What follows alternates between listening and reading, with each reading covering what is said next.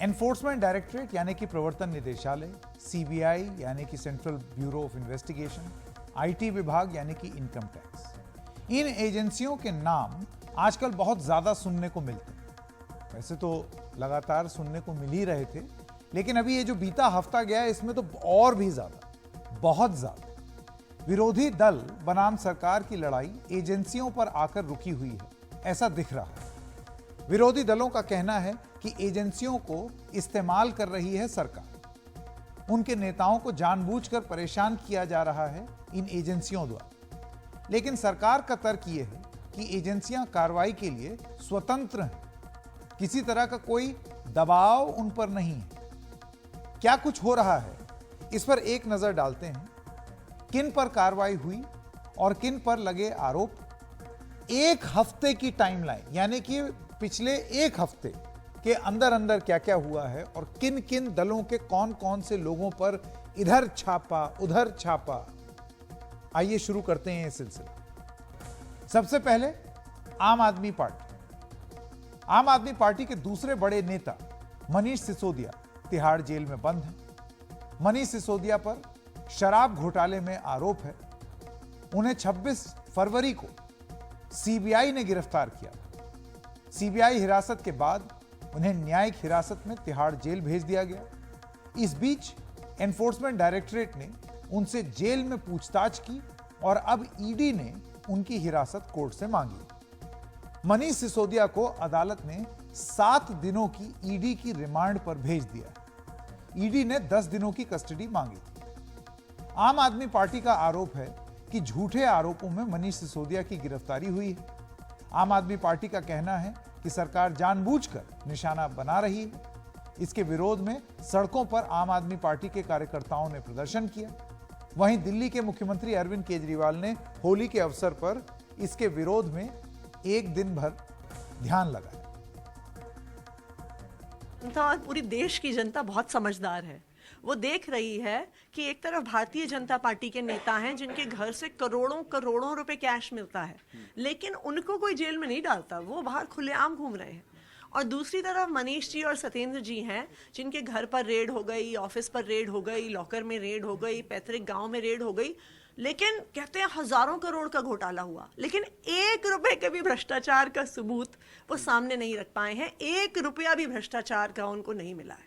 गिरफ्तार करना केंद्र सरकार के हाथ में है, पर पूरा देश ये देख रहा है और इतिहास गवाह है कि जब भी किसी सरकार की तानाशाही बढ़ती है, जब भी किसी सरकार का अत्याचार बढ़ता है, तो जनता से आवाज निकलती है कि कोई बदलाव चाहिए। जो नई शराब नीति अरविंद केजरीवाल की सरकार के द्वारा लाई गई, जिसमें हजारों करोड़ रुपए का घोटाला हुआ, को दिल्ली सरकार के मंत्रिमंडल ने अपनी मंजूरी दी और मंत्रिमंडल की जो बैठक हुई उसकी अध्यक्षता दिल्ली के मुख्यमंत्री अरविंद केजरीवाल कर रहे थे।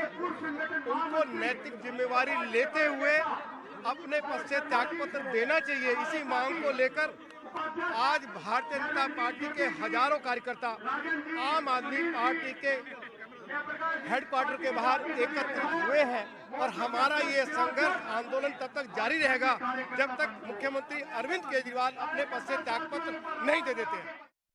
तो अब जब आज राउज एवेन्यू कोर्ट में मनीष सिसोदिया की पेशी हो रही थी, उसी वक्त भारतीय जनता पार्टी ने, जैसे कि आपने ये तस्वीर देखी, एक विरोध प्रदर्शन किया। बीजेपी ने तिहाड़ जेल का एक ढांचा भी बनाया, एक स्ट्रक्चर अपने इस प्रोटेस्ट में, और उसमें ये दिखाया कि सत्येंद्र जैन जो है वो मालिश करवा रहे हैं। जैसे कि आप देखिए, एक आदमी बैठा हुआ है सत्येंद्र जैन का मास्क पहने हुए और मालिश करवा रहा है। इस तरीके से एक प्रोटेस्ट, धरना प्रदर्शन बीजेपी की तरफ से देखा। बीजेपी की मांग है कि अरविंद केजरीवाल को मुख्यमंत्री पद से इस्तीफा दे देना चाहिए। हालांकि आम आदमी पार्टी के दफ्तर की तरफ बढ़ रहे कार्यकर्ताओं को पुलिस ने रोक दिया। अब आइए रुख करते हैं अगली पार्टी का। ये तो आम आदमी पार्टी हो गई। अगली पार्टी है राष्ट्रीय जनता दल। पिछले एक हफ्ते का ही ब्यौरा दे रहे हैं हम आपको। नौकरी के बदले जमीन घोटाले का आरोप लालू प्रसाद यादव और उनके परिजनों पर लगा। इस मामले में राबड़ी देवी से 6 मार्च को पूछताछ की गई। इसके बाद 7 मार्च को दिल्ली में मीसा भारती जो हैं उनके घर पर लालू प्रसाद यादव से सीबीआई की टीम वहां पर कई घंटे तक पूछताछ करती रही। लालू प्रसाद यादव, आपको ये बता दें, किडनी ट्रांसप्लांट के बाद सिंगापुर से दिल्ली लौटे हैं और अभी मीसा भारती के घर पर ही हैं। आरोप यह है कि रेल मंत्री रहने के दौरान लालू प्रसाद यादव ने नौकरी के बदले जमीन ली। लालू प्रसाद यादव 2004 से 2009 के दौरान रेल के मंत्री थे। हालांकि इस मामले को उठाने वाले और अब लालू प्रसाद की पार्टी के साथ गठबंधन में सरकार चला रही जेडीयू के अध्यक्ष राजीव रंजन उर्फ लल्लन सिंह का यह कहना है कि सीबीआई ने पहले जांच कर ली थी और उसे इस केस में कुछ भी नहीं मिला था। जानबूझकर, वो कहते हैं, जानबूझकर लालू प्रसाद यादव और उनके परिवार को परेशान किया जा रहा है। अब इस मामले में नया मोड़ आ गया है, वो भी आपको बता दें। एनफोर्समेंट डायरेक्टरेट यानी कि प्रवर्तन निदेशालय ने 20 अलग अलग जगहों पर छापेमारी की है। ये छापे दिल्ली, मुंबई, बिहार और उत्तर प्रदेश के गाजियाबाद में की गई। दिल्ली की न्यू फ्रेंड्स कॉलोनी में तेजस्वी यादव के घर और पटना में फुलवारी शरीफ में आरजेडी विधायक अबू दोजाना के घर भी ये छापेमारी हुई। सीधे तौर पे कहता हूं कि अब तो हास्यास्पद लगता है, कष्ट होता है कि इन एजेंसीज को आपने क्या बना के रख दिया। अपने हाथ का हथियार लेकर के इस्तेमाल कर रहे हैं। वहां पर आप उन लोगों को कहा किसी तरह हमको बिहार की सरकार गिरा के दो, क्योंकि सरकार बदलने की टीस आपकी जा नहीं रही है। किसी एजेंसी में किसी को सेवा विस्तार चाहिए, वो 2.5 महीने बाद रिटायर कर रहे हैं, तो उन्होंने प्रॉमिस कर दिया है बड़े साहब को, हम आपको तस्तरी में लाके बिहार की सरकार देंगे। इस तरह की प्रवृत्तियों से बाज आना चाहिए। आपको कुछ हासिल नहीं होगा, आप हेडलाइन मैनेज करेंगे कुछ दिन। काफी आलोचना की जा रही है कि भाजपा सरकार के द्वारा राजनीतिक प्रताड़ना के कारण यह सब कार्रवाई हो रही है। तो कुछ रिकॉर्ड को स्ट्रेट करना बहुत जरूरी है। लालू प्रसाद जी चारा घोटाले में कन्विक्टेड हैं। ये सब सीबीआई इंक्वायरी कब हुई थी, चार्जशीट कब फाइल हुआ था? जब देवेगौड़ा भारत के प्रधानमंत्री थे। उस सरकार को कौन समर्थन दे रहा था? लालू प्रसाद जी की उस समय की पार्टी। अलकतरा घोटाला में भी सजा हुई उनके मंत्रियों को, अफसर्स को। उस समय किसकी सरकार थी? इनकी सरकार थी। बाद में मनमोहन सिंह की सरकार थी, जिसको समर्थन लालू जी की पार्टी कर रही थी। तो आप भ्रष्टाचार करिएगा तो जो सरकार आपके खंभों पर खड़ी है वो भी नहीं बचा पाएगी। तो अब तक हमने आपको दिखाया आम आदमी पार्टी और आरजेडी। इस बीते हफ्ते तीसरी पार्टी जो कि इन एजेंसीज के चंगुल में थी, वो है भारत राष्ट्र समिति यानी कि BRS, जो पहले TRS हुआ करती थी। भारत राष्ट्र समिति की नंबर 2 मानी जा रही के कविता पर जांच एजेंसी का शिकंजा कसता हुआ दिख रहा है। इस बीते हफ्ते दिखा। के कविता को 11 मार्च को प्रवर्तन निदेशालय ने पूछताछ के लिए बुलाया। उन्हें दिल्ली में शराब घोटाले के मामले में पूछताछ के लिए बुलाया गया। यह वही मामला है जिसमें दिल्ली के पूर्व डिप्टी मुख्यमंत्री मनीष सिसोदिया आरोपी हैं और इस वक्त जेल में।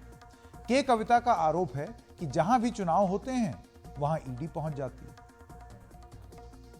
देखिए, एनफोर्समेंट डायरेक्टरेट जो है, ईडी या सीबीआई या आईटी, पहले तो हम कहते थे कि ये पिंजरे में बंद है, कांग्रेस के पिंजरे में बंद है, लेकिन अब तो ऐसा लगता है कि पिंजरा कुछ नहीं है।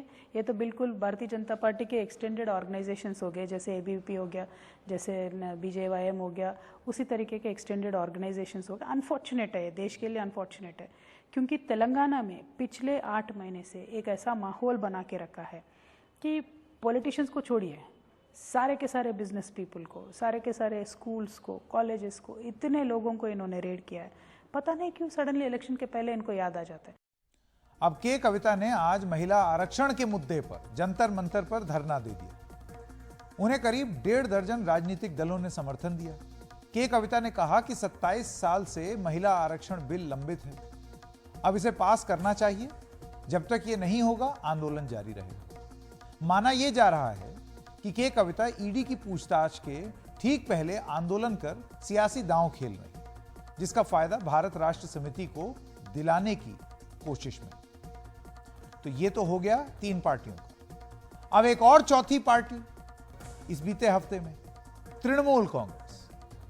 टीएमसी यानी कि तृणमूल कांग्रेस आज एजेंसियों के इस्तेमाल के आरोप आप देखते हैं वो लगातार लगाती रहती है। आज भी, इससे पहले भी ममता बनर्जी के भतीजे और टीएमसी में नंबर 2 की हैसियत रखने वाले अभिषेक बनर्जी से कोयला तस्करी मामले में प्रवर्तन निदेशालय कई बार पूछताछ कर चुकी है। अब पशु तस्करी के मामले में तृणमूल कांग्रेस नेता अनुव्रत मंडल को 21 मार्च तक ईडी की हिरासत में भेज दिया गया है। आइए अब बात करते हैं कांग्रेस पार्टी की, अगली पार्टी। कांग्रेस पार्टी के नेता भी ईडी की चपेट में। छत्तीसगढ़ में इस साल चुनाव, यहां भी ईडी कार्रवाई कर रही है।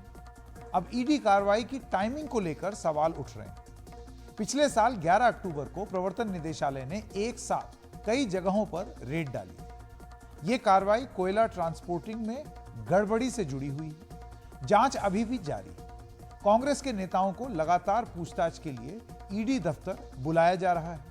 9 मार्च को कांग्रेस नेता विनोद तिवारी ने ईडी से पूछताछ की। ईडी की कार्रवाई के बाद कांग्रेस नेता ईडी दफ्तर के बाहर तंबू लगाकर विरोध कर रहे हैं।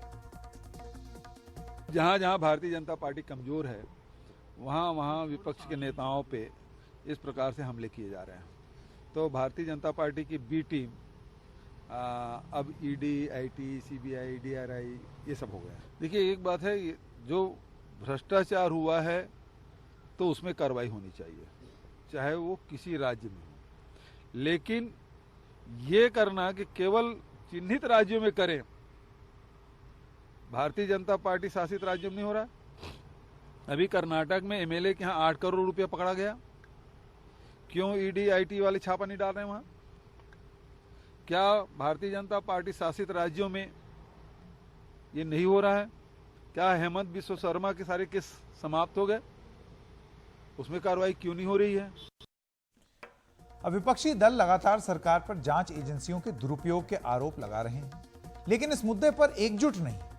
5 मार्च को 8 विपक्षी दलों के 9 नेताओं ने प्रधानमंत्री को चिट्ठी लिखी, ये बताते हुए कि ये क्या है, व्हाट इज दिस, इस तरीके से इतनी कार्रवाई हो रही है। तो एक ये बात चली कि विपक्षी नेता जो हैं वो एक साथ प्रधानमंत्री को चिट्ठी लिख रहे हैं, तो विपक्ष एक साथ हो गया है।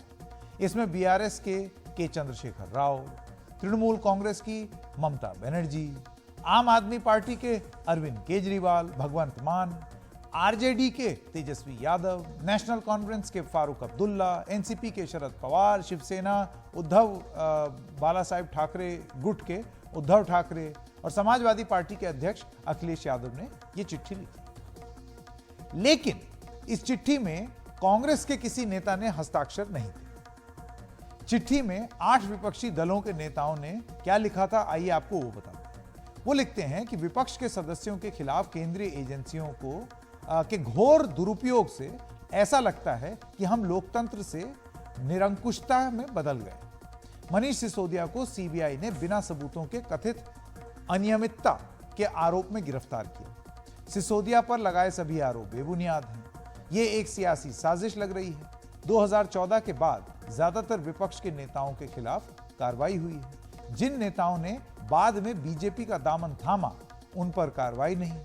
कई दर्ज मामले, गिरफ्तारियों का समय चुनावों के साथ मेल खाता है, ये उस चिट्ठी में लिखा हुआ था। लेकिन नोट कर लीजिए, इसमें कहीं भी कांग्रेस नहीं थी, जबकि कांग्रेस खुद कहती है, दावा करती है कि वो भुक्तभोगी है इस एजेंसी के शिकार की। इसके बाद 7 मार्च को केरल के मुख्यमंत्री पिनरई विजयन ने प्रधानमंत्री को चिट्ठी लिखी, यानी कि वो भी चिट्ठी लिखने में साथ हो गए। उन्होंने लिखा कि सिसोदिया केस में कैश जैसा कुछ भी नहीं मिला।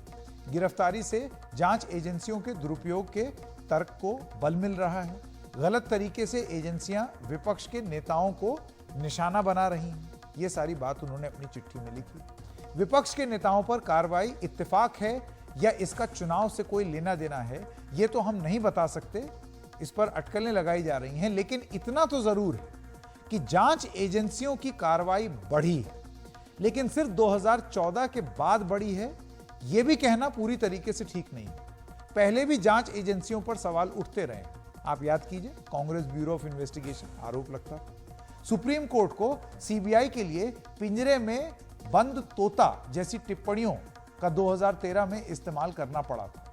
इस तरीके की बात भी पहले हो चुकी है। तो विपक्ष हमलावर है। विपक्ष का यह कहना है कि ये मामले कहीं ज्यादा बढ़ गए हैं और उससे ज्यादा इस बात का प्रमाण सामने आता है कि जितने भी मामले होते हैं वो अव्वल तो कोई पलट के चला जाए बीजेपी में तो मामले ठंडे बस्ते में चले जाते हैं, या फिर इन मामलों में कन्विक्शन रेट बहुत कम है और इससे यह साबित होता है कि ये राजनीति से प्रेरित है। अब ये अगले हफ्ते क्या होगा हम देखेंगे।